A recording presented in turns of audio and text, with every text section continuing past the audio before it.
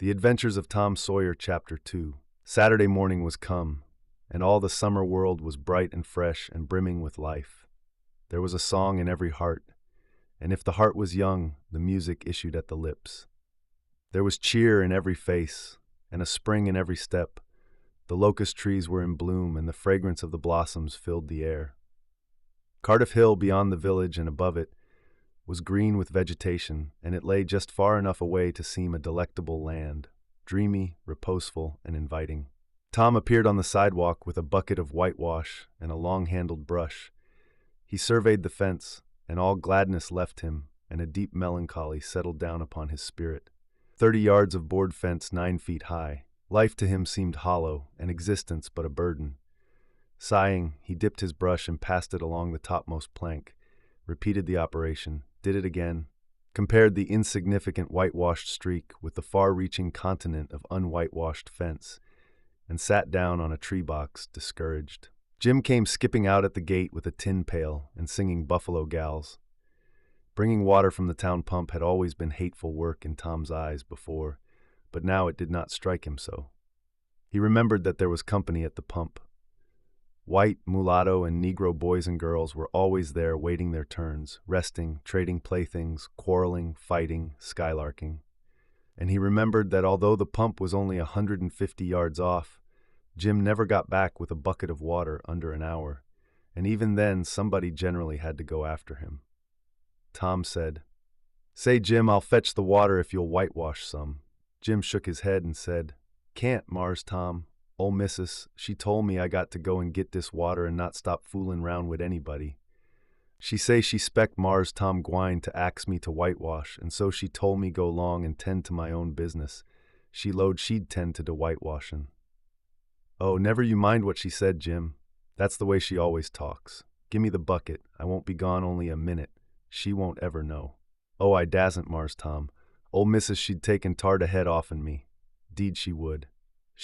She never licks anybody, whacks 'em over the head with her thimble, and who cares for that, I'd like to know.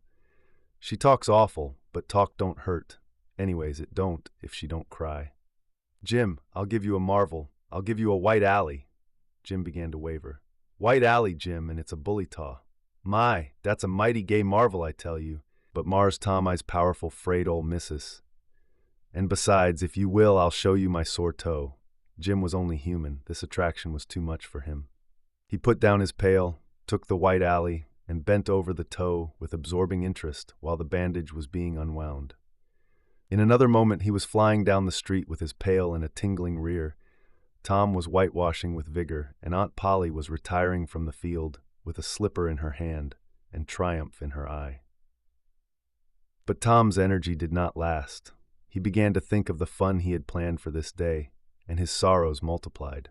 Soon the free boys would come tripping along on all sorts of delicious expeditions, and they would make a world of fun of him for having to work. The very thought of it burnt him like fire. He got out his worldly wealth and examined it. Bits of toys, marbles, and trash. Enough to buy an exchange of work, maybe, but not half enough to buy so much as half an hour of pure freedom. So he returned his straitened means to his pocket and gave up the idea of trying to buy the boys. At this dark and hopeless moment, an inspiration burst upon him. Nothing less than a great, magnificent inspiration. He took up his brush and went tranquilly to work. Ben Rogers hove in sight presently, the very boy, of all boys, whose ridicule he had been dreading. Ben's gait was the hop, skip, and jump, proof enough that his heart was light and his anticipations high. He was eating an apple and giving a long, melodious whoop at intervals, followed by a deep-toned ding-dong-dong, for he was personating a steamboat. As he drew near, he slackened speed, took the middle of the street, leaned far over to starboard, and rounded to ponderously and with laborious pomp and circumstance, for he was personating the big Missouri and considered himself to be drawing 9 feet of water. He was boat and captain and engine bells combined, so he had to imagine himself standing on his own hurricane deck, giving the orders and executing them. "Stop her, sir! Ting-a-ling-ling!" The headway ran almost out, and he drew up slowly toward the sidewalk. "Ship up to back! Ting-a-ling-ling!" His arms straightened and stiffened down his sides. "Set her back on the starboard! Ting-a-ling-ling! Chow, chow, wow, chow!" his right hand mentime, describing stately circles, for it was representing a 40-foot wheel. Let her go back on the labboard. Ting-a-ling-ling, chow chow chow. The left hand began to describe circles. Stop the stabboard. Ting-a-ling-ling, stop the labboard. Come ahead on the stabboard. Stop her. Let your outside turn over slow. Ting-a-ling-ling, chow wow wow. Get out that headline. Lively now. Come, out with your spring line. What are you about there? Take a turn round that stump with the bite of it. Stand by that stage now. Let her go. Done with the engines, sir. Ting-a-ling-ling. Sht! Sht! Tom went on whitewashing, paid no attention to the steamboat. Ben stared a moment and then said, Hi, you're up a stump, ain't you? No answer. Tom surveyed his last touch with the eye of an artist. Then he gave his brush another gentle sweep and surveyed the result, as before. Ben ranged up alongside of him. Tom's mouth watered for the apple, but he stuck to his work. Ben said, Hello, old chap, you got to work, hey? Tom wheeled suddenly and said, Why, it's you, Ben. I weren't noticing. Say, I'm going in a swimming, I am. Don't you wish you could? But of course you'd druther work, wouldn't you? Of course you would. Tom contemplated the boy a bit and said, What do you call work? Why, ain't that work? Tom resumed his whitewashing and answered carelessly, Well, maybe it is, and maybe it ain't. All I know is it suits Tom Sawyer. Oh, come now, you don't mean to let on that you like it? The brush continued to move. Like it? Well, I don't see why I oughtn't to like it. Does a boy get a chance to whitewash a fence every day? That put the thing in a new light. Ben stopped nibbling his apple. Tom swept his brush daintily back and forth, stepped back to note the effect, added a touch here and there, criticized the effect again, Ben watching every move and getting more and more interested, more and more absorbed. Presently he said, Say, Tom, let me whitewash a little. Tom considered, was about to consent, but he altered his mind. No, I reckon it wouldn't hardly do, Ben. You see, Aunt Polly's awful particular about this fence, right here on the street, you know. But if it was the back fence, I wouldn't mind, and she wouldn't. Yes, she's awful particular about this fence. It's got to be done very careful. I reckon there ain't one boy in 1,000, maybe 2,000 that can do it the way it's got to be done. No, is that so? Oh, come, now, let me just try. Only just a little. I'd let you if you was me, Tom. Ben, I'd like to, honest Injun, but Aunt Polly, well, Jim wanted to do it, but she wouldn't let him. Sid wanted to do it, and she wouldn't let Sid. Now don't you see how I'm fixed? If you was to tackle this fence and anything was to happen to it, oh shucks, I'll be just as careful. Now let me try. Say, I'll give you the core of my apple. Well, here, no, Ben, now don't, I'm afeard I'll give you all of it. Tom gave up the brush with reluctance in his face, but alacrity in his heart. And while the late steamer Big Missouri worked and sweated in the sun, the retired artist sat on a barrel in the shade close by, dangled his legs, munched his apple, and planned the slaughter of more innocents.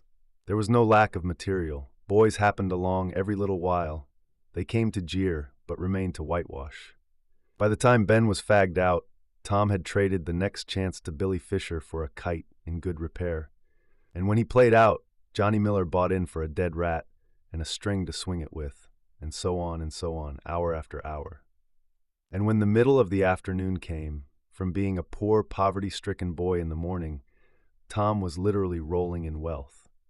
He had, besides the things before mentioned, 12 marbles, part of a Jew's harp, a piece of blue bottle glass to look through, a spool cannon, a key that wouldn't unlock anything, a fragment of chalk, a glass stopper of a decanter, a tin soldier, a couple of tadpoles, 6 firecrackers, a kitten with only one eye, a brass doorknob, a dog collar but no dog, the handle of a knife, 4 pieces of orange peel, and a dilapidated old window sash. He had had a nice good idle time all the while, plenty of company, and the fence had 3 coats of whitewash on it. If he hadn't run out of whitewash, he would have bankrupted every boy in the village. Tom said to himself that it was not such a hollow world after all. He had discovered a great law of human action without knowing it, namely that in order to make a man or a boy covet a thing, it is only necessary to make the thing difficult to attain. If he had been a great and wise philosopher, like the writer of this book, he would now have comprehended that work consists of whatever a body is obliged to do, and that play consists of whatever a body is not obliged to do. and this would help him to understand why constructing artificial flowers or performing on a treadmill is work, while rolling 10 pins or climbing Mont Blanc is only amusement. There are wealthy gentlemen in England who drive 4-horse passenger coaches 20 or 30 miles on a daily line in the summer because the privilege costs them considerable money. But if they were offered wages for the service, that would turn it into work, and then they would resign. The boy mused a while over the substantial change which had taken place in his worldly circumstances, and then wended toward headquarters to report.